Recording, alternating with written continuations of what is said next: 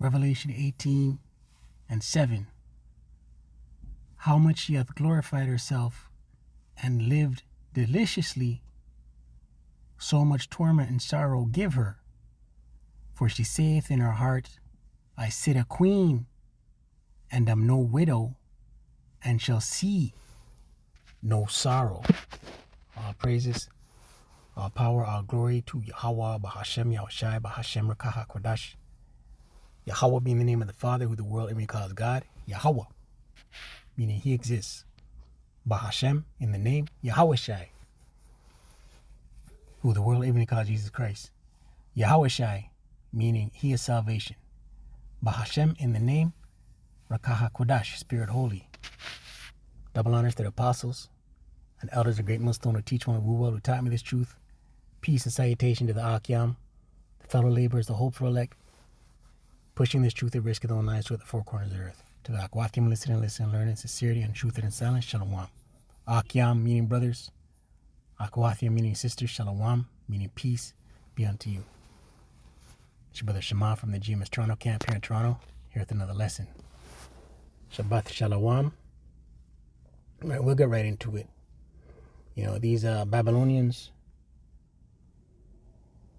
are in the midst of their turkey festivities known as Thanksgiving, right? But two articles came to mind. One here from Vox.com, November 27th, 2024, the hopeful year of Jacob's trouble coming to pass. It says here, 8 million turkeys will be thrown into the trash this Thanksgiving, right? That's an estimate of how many turkeys will be, semi-consumed, just trash, right? And that's the decadence, that's the luxury that these Babylonians are accustomed to, man. Right? But the real article I wanted to get into, before I get into it, let's read that scripture again. Babylonian luxury. Let's read in the NLT, Revelation 18:7. She glorified herself and lived in luxury. Right? In the KJV it says deliciously, meaning luxury. Meaning let's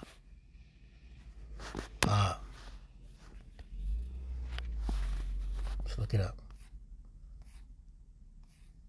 Live deliciously. Strong's G4763. Strenyao. Right? To be wanton, to live luxuriously in the Strong's. From a presumed derivative of G4764. To be luxurious, live luxuriously, live deliciously. Salakia, right? And listen, when you're starving, you're not going to throw food in the trash, man. One, you're going to ration it, eat it sparingly. Two, you're going to stretch it, right? And this is the mindset of Babylonians, America the Great, Babylon the Great. Revelation 18:7 once again. She glorified herself in the NLT. She glorified herself and lived in luxury, so match it now with torment and sorrow. She boasted in her heart being mind, I am queen on my throne. I am no helpless widow, and I have no reason to mourn, right? No reason to mourn. And the mourning is going to come for Babylon the Great, America the Great, right? And being pomp and proud, that's in America the Great, Babylon the Great's DNA, right? To be proud. They boast the greatest military. They boast that they can't be stopped, right? The Lord is about to bring the pomp of America the Great, Babylon the Great, real low. The article I wanted to read, right? So it says here, 8 million turkeys will be thrown in the trash this Thanksgiving, right? That's crazy, man. Right? This is the one I wanted to read. The short, painful life of your Thanksgiving turkey, right? November 26, 2024, the hopeful year of Jacob's trouble coming to pass. It says here, in this excerpt from this book, consider the turkey. Philosopher Peter Singer explains how the birds breed for maximum breast meat and suffer from health problems. The U.S. is the world's largest turkey producer and the largest exporter of turkey products. Its residents also consume an ever-increasing amount of these birds. In 1970, Americans ate just over 8 pounds per person annually. By 2021, the National Turkey Federation reports that figure had nearly doubled to more than 15 pounds.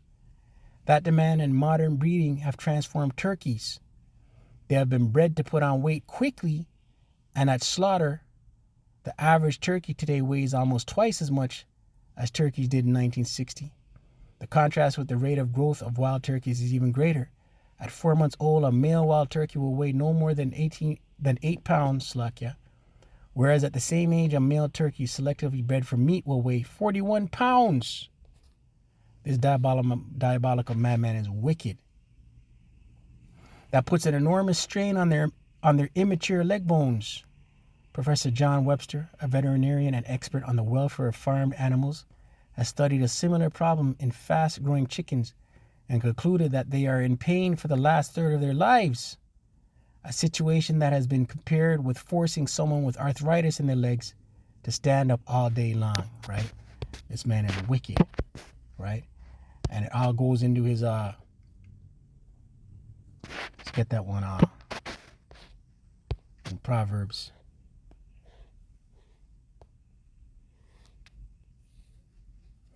Proverbs 12:10.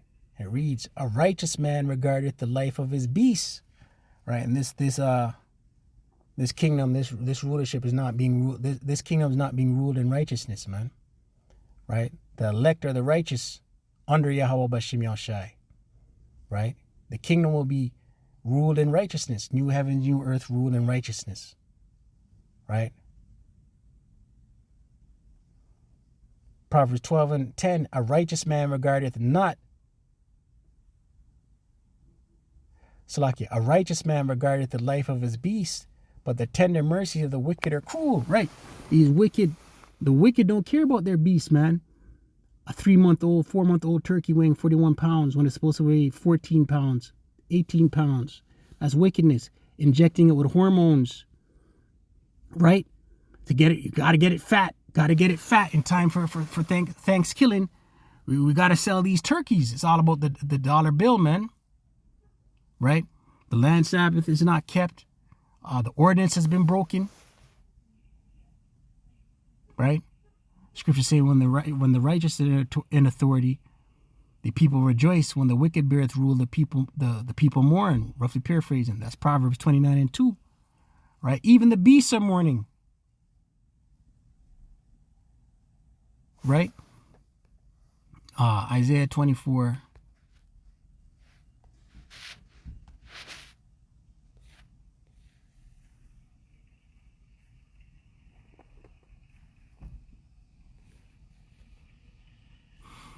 Isaiah 24:5. "The earth also is defiled under the inhabitants thereof, because they have transgressed the laws." Transgress means to break. And there's 613 laws about how everything is supposed to be governed. Right? Nature suffers because of the ruling class Edomite, who is the base man. He doesn't know how to rule.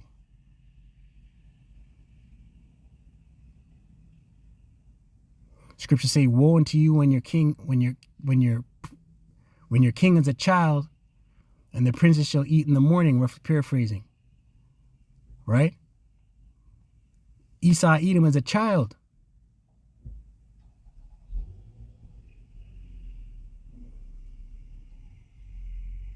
Because they have transgressed the laws, changed the ordinance, broken the everlasting covenant.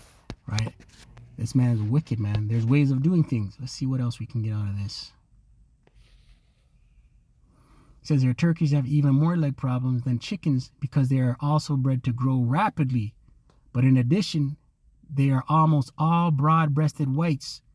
Birds of this breed have been described as physiologically unbalanced. They walk or stand less than older breeds, presumably because it is painful for them to put weight on their legs. This is wicked, man. Right?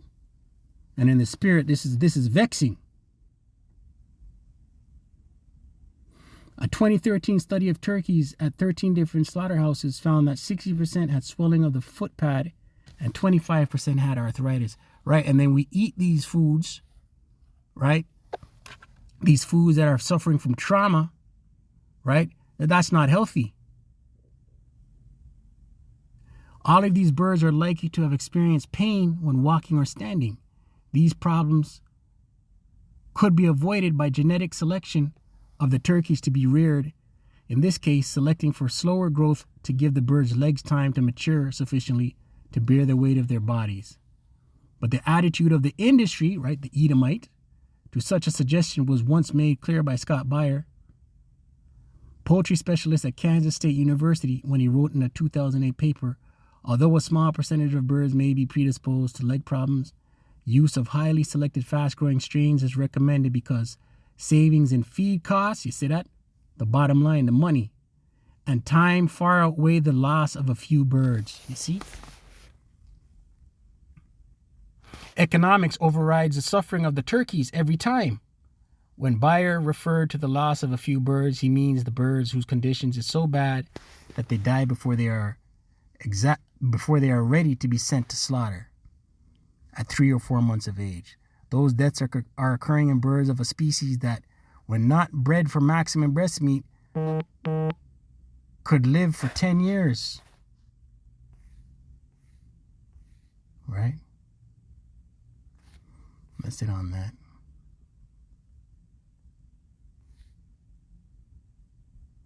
In addition to the leg and foot problems suffered by many turkeys, that study of 13 slaughterhouses found that 30% of them had blisters or other sores on the skin around their breastbone.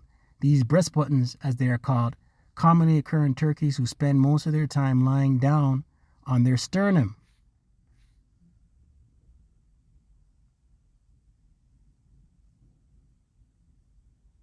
Right? One factor in causing these sores may be the bird droppings in the litter of sawdust or wood shavings used to cover the floors of commercial turkey sheds, where the birds are crammed by thousands. The droppings are alkaline, and when there is moisture in the litter or on the bird's skin, it can cause a caustic burn on the part of the bird that is pressed into it. All right, this wicked. What's that scripture in Sirach 10?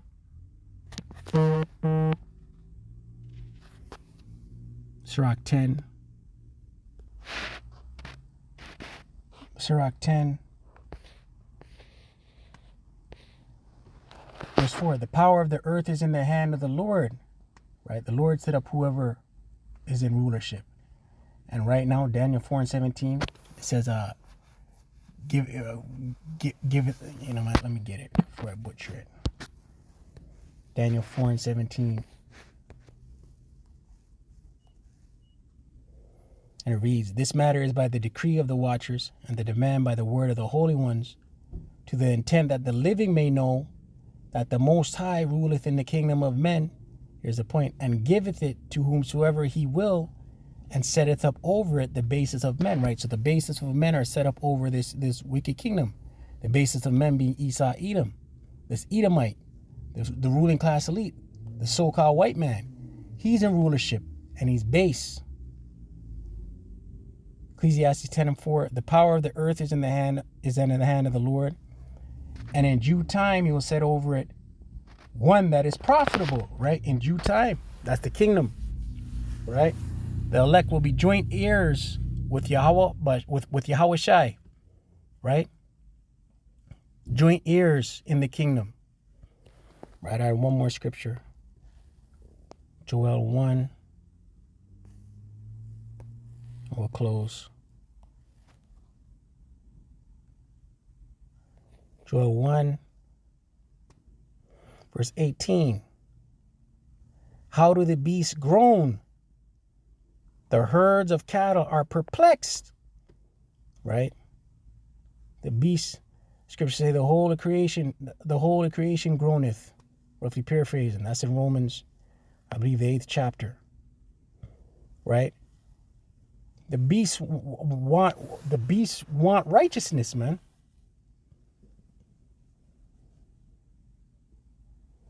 Joel 1:18. How do the beasts groan? The herds of cattle are perplexed because they have no pasture. Yeah, the flocks of sheep are made desolate, right? And this, listen, the scripture says, if the Lord didn't speed up the time, no flesh will be saved. But for the elect's sake, oh man, I'm butchering it. Salakia. Mark 13.